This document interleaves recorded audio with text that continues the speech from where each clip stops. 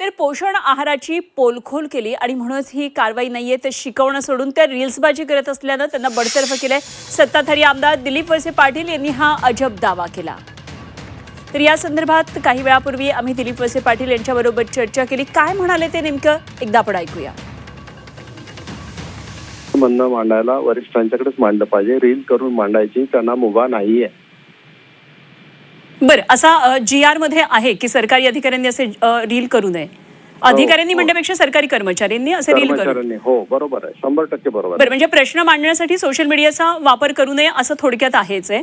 होय होय, त्यांनी सरकारी कर्मचाऱ्यांनी हे करू नये. एखाद्या जिल्हा परिषद सदस्यांनी, पंचायत समिती सदस्यांनी किंवा लोकप्रतिनिधींनी, सरपंचांनी कोणी केलं तर ती गोष्ट वेगळी आहे.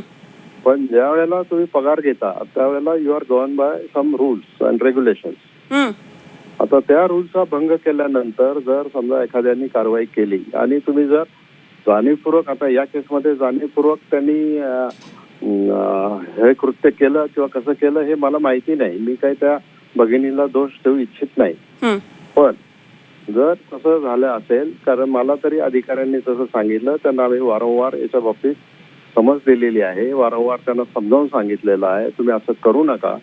तरी सुद्धा त्या वारंवार हेच काम करतायत आणि फक्त म्हणजे शासनाच्या एखाद्या चुकीच्या गोष्टीबद्दलच करतायत असं नाही, तर अदरवाईज ऑल्सो त्यांचे रील्स करून ते फक्त आणि वर्गात शूट करतात, हे सगळ्यात महत्वाचं आहे.